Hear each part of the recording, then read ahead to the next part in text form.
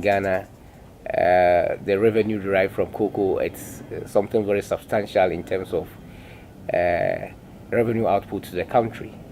The production of cocoa has extensive impact on forest ecosystem. Therefore, in order to avoid the deforestations and forest degradations due to cocoa production, there's a need to develop a sustainable method of cocoa productions that would not compromise the integrity, of the forest.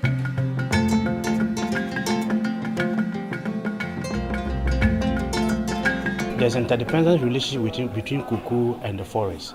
So there's a need for us to ensure that that interdependence is stayed at a particular balance so that we ensure that there is a sustainable production of the cocoa in the country. The key message is the need for us to end deforestation in the cocoa sector.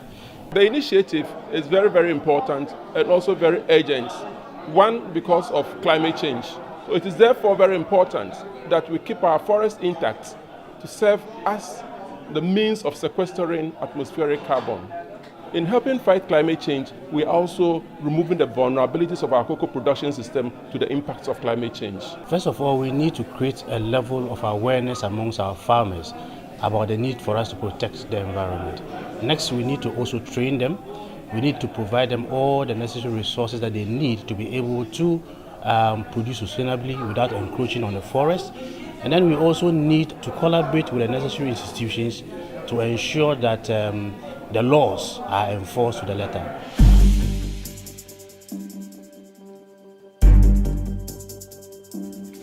Your cocoa farm has got forests not far from it.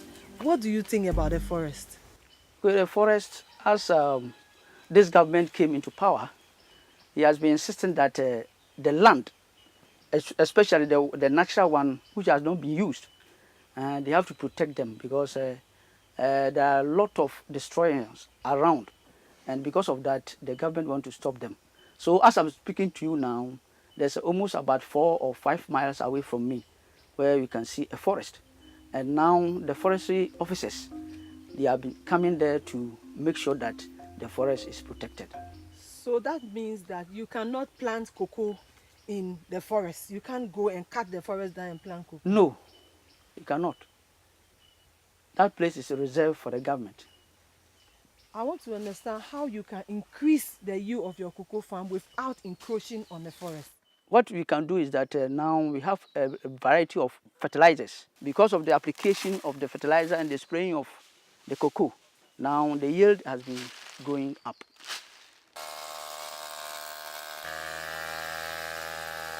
You have to weed the farm frequently. At least about every 3 months you have to weed. Then again you have to do pruning. You have to do proper pruning.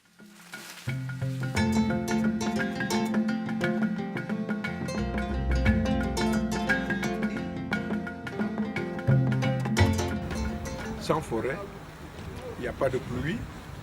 Sans pluie, il n'y a pas de cacao. Donc, la forêt reste un élément important pour la cacaoculture.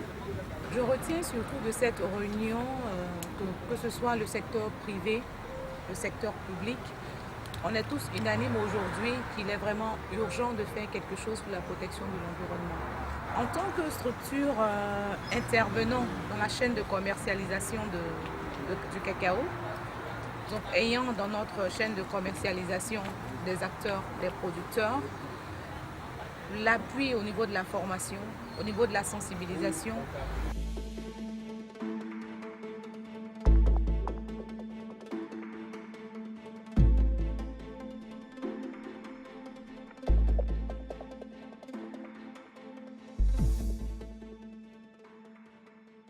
Nous sommes sur une parcelle de démonstration où nous appliquons nos différents types d'engrais, le super KO et le nitrabor. En plus de ces applications d'engrais, nous faisons la formation des producteurs. Sur cette parcelle, c'est une application que nous faisons, une formation conjointe. C'est-à-dire qu'avec l'agent le technicien Barry Calbo qui couvre la zone, nous faisons des formations conjointes.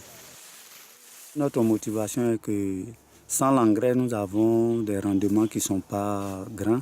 Donc en venant apprendre comment il faut mettre l'engrais, quelles sont les étapes de préparation qu'il faut faire avant de mettre, quelles sont les quantités quelle est la période. Ça nous permet d'avoir beaucoup d'engrais et de cacao quand on suit les bonnes pratiques. Pour le reste du couvert forestier que nous avons au niveau de la Côte d'Ivoire, plusieurs actions pourraient être menées.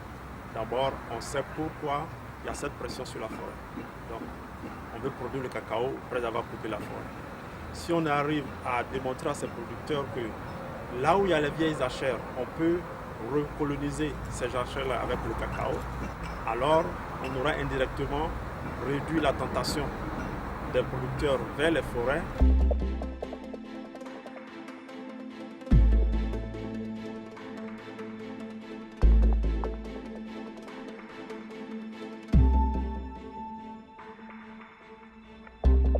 The next step is to make a presentation of a joint framework of action to the Conference of Parties in Bonn, and it's to showcase our commitment and resolve to address, the menace of deforestation and forest degradation.